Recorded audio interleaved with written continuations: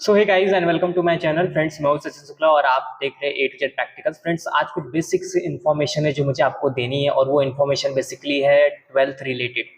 अब 12th का जो एग्जाम है उसमें आपको पता है कि 10 मार्क्स के आपके एमसीक्यू आने वाले हैं और उस एमसीक्यू को आपको लिखना कैसे है ये सारी जानकारी मैं यहाँ पे देने वाला हूँ, क्योंकि बोर्ड्स ने उसमें कुछ चेंजेस किया है। आप मेरे पीछे फिलहाल देख रहे होंगे एक पीडीएफ ओपन हुआ है और वहां पे कुछ चीजें लिखी हुई है। तो क्या लिखी हुई है और आपको बोर्ड में कैसे एमसीक्यू एक्यूरेट लिखने, क्योंकि बोर्ड ने ना वहां पे कुछ मेजर चेंजेस किए हैं। और मेजर चेंजेस क्या है कि आपको ऑप्शन लिख के एमसीक्यू लिखना है या फिर ऑप्शन नहीं लिखना है। तो वो सारी डाउट मैं यहाँ पे क्लियर करने वाला हूँ। फ्रेंड्स, इस पे फिजिक्स केमिस्ट्री से रिलेटेड सारी वीडियोस है। अगर आपको अच्छा लगे तो आप जाइए इस चैनल को पूरा चेकआउट कीजिए, अपने फ्रेंड के साथ में जरूर शेयर कीजिए और ये वीडियो तो अपने फ्रेंड के साथ में जरूर शेयर कीजिए, क्योंकि ज्यादातर मुझे पता है स्टूडेंट 10 मार्क्स का एमसीक्यू जरा भी गलत होने देना नहीं चाहते। तो इसके लिए मैं सारी डिटेल्स इंफॉर्मेशन इसके ऊपर बनाया हूं और आपको मैं सारी चीजें शेयर करता हूं। सो चलो मैं क्या करता हूं, स्टार्ट करता हूं। सो आप इस पीडीएफ को देखिए। सो फ्रेंड्स, आपको इसमें ये पीडीएफ दिख रहा होगा। ये महाराष्ट्र राज्य उच्च माध्यमिक उच्च शिक्षण संस्था पुणे, ठीक है। बेसिकली हमारे ये महाराष्ट्र बोर्ड के लिए, स्टूडेंट के लिए। तो यहाँ पे बेसिकली शैक्षणिक वर्ष 2023 और 2024 के लिए, मतलब 2023 और 2024 में जो भी स्टूडेंट एग्जाम देने वाले हैं 11वीं और एज वेल एज 12वीं के लिए, तो कौन कौन से इसमें सब्जेक्ट इन्वॉल्व है। तो बेसिकली आपका भौतिक शास्त्र that is called as what physics, रसायन शास्त्र केमिस्ट्री एंड जीव शास्त्र दैट इज बायोलॉजी एंड गणित दैट इज मैथ्स। तो ये सारे सब्जेक्ट मेन स्ट्रीम के जो साइंस वाले सब्जेक्ट इसमें इन्वॉल्व है। तो बेसिकली आपको पता है कि आपके 10 एमसीक्यू आने वाले हैं। 10 मार्क्स के क्या है आपके एमसीक्यू है। तो ये जो आपके 10 मार्क्स के जो एमसीक्यू आपको कैसे लिखने हैं ये सारी चीजें मैं यहाँ पे बताने वाला हूँ। सो फिलहाल हम फटाफट इंग्लिश में आ जाते हैं। तो देखिए, जो एमसीक्यू का जो लिखने का पैटर्न है, ठीक है, जो एमसीक्यू का जो लिखने का पैटर्न यहाँ पे दिया गया है, for each multiple choice type of question it should be mandatory to write the correct answer, ठीक है, correct answer along with alphabets. Example, जिससे आपको करेक्ट आंसर भी लिखना है और उसका अल्फाबेट भी लिखना है। जैसे कि आपको पता है कि आपका एक क्वेश्चन गिवन होता है, आपका क्या गिवन होता है, क्वेश्चंस गिवन होता है, क्वेश्चंस, ठीक है। और कुछ भी ऐसा क्वेश्चन दिया रहता है और उसके 4 ऑप्शन दिए रहते हैं, ए बी सी और D.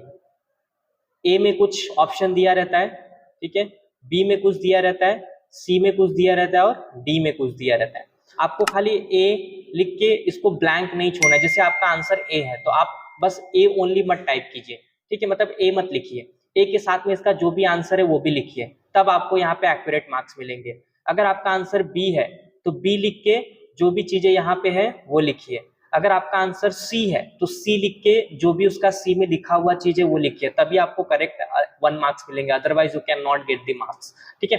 So this is a pattern which will provided by the board examination, ठीक है। सो यहाँ पे क्या है कि आप देख रहे हैं कि मैंने ये चीजें बताई। No marks shall be given if only the correct answer or the alphabet of the correct answer is written. मतलब अगर आपने अल्फाबेट लिख दिया, अगर आपने अल्फाबेट लिख दिया, मान लो ए ए ए सही है, ए लिख दिया, तो पर भी इस पे आपको कोई मार्क्स नहीं मिलेंगे। अगर आपने अल्फाबेट नहीं लिखा और आपने लिख दिया जो भी आंसर है उसका वो लिख दिया, आंसर यहाँ पे मान लो CS3 आंसर है या फिर कार्बन में कोई ग्रुप ऐसा कुछ आंसर है तो वो लिख दिया और उसके साथ में अल्फाबेट नहीं लिखा, तो पर भी आपको कोई मार्क्स नहीं मिलेंगे। इसका मतलब आपको समझ रहा होगा कि आपको अल्फाबेट भी लिखने अपने और उसके साथ में जो आंसर आएगा उस अल्फाबेट के साथ में जो आंसर लिखा रहेगा वो भी आपको लिखना है, तभी जाके आपको फुल मार्क्स मिलेंगे, ठीक है। और एक जो मैं बहुत ही इंपॉर्टेंट नोटिस यहाँ पे देने वाला हूँ, that is your only the first attempt will be consider for the evaluation. What is mean is that कि आपका पहला अटेम्प्ट ही कंसीडर होगा। मतलब कि अगर आपने पहला बहुत ही समझ के एमसीक्यू लिखे, देखिए ये बहुत ज्यादा इंपॉर्टेंट है। इसमें दिया क्या है कि अगर आपने पहला लिख दिया आंसर, मान लो आपने पहला आंसर लिख दिया और वो आपका गलत हो गया और आपको पता चल गया कि एग्जाम में ही कि मेरा गलत हो गया, तो अगर आपने इसको कट किया और उसके जगह पे दूसरा कुछ लिखा तो आपका पहला वाला ही इलिवेट होगा, मतलब दूसरे पे आपको कोई मार्क्स नहीं मिलेगा, भले वो आपका राइट ही क्यों ना हो। तो ये बहुत ही अच्छी जानकारी मैं यहाँ पे आपके साथ में शेयर कर रहा हूँ। सो आप एमसीक्यू बहुत ही अच्छे से और बहुत ही संभाल के लिखिए, क्योंकि 10 मार्क्स आपको ऐसे फ्री में ही नहीं मिलेंगे, ठीक है। सो एक बार और मैं बता देता हूँ इसका मतलब, only first attempt will be consider for the evaluation, ठीक है।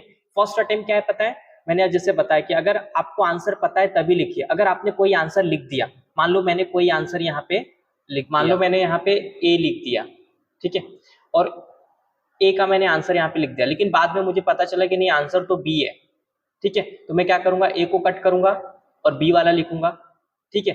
तो आपको यहाँ पे कोई मार्क्स नहीं मिलेंगे, आपको यहाँ पे कोई मार्क्स नहीं मिलेंगे, इसलिए आप एमसीक्यू बहुत ही संभाल के और बहुत ही अच्छे से लिखिए, ठीक है। यही मुझे यहाँ पे बताना था। तो एक बार मैं फटाफट सारी चीजें क्लियर कर दे रहा हूँ कि आपको मल्टीपल चॉइस क्वेश्चन में आपको अल्फाबेट भी लिखने और उसके जो आंसर है वो भी लिखने, तभी आपको मार्क्स मिलेंगे। अगर आपने अल्फाबेट लिखा और मार्क्स अल्फाबेट लिखा और आंसर्स नहीं लिखे उसके बाजू वाले, ठीक है, तो भाई आपको कोई मार्क्स नहीं मिलेगा। और आंसर लिख दिया और अल्फाबेट नहीं लिखा तो पर भी आपको कोई मार्क्स मिलेंगे। दूसरी बात, फर्स्ट अटेम्प्ट वाला ही आपका एलिवेट होगा, ठीक है, इवैल्यूएशन में होगा, ठीक है।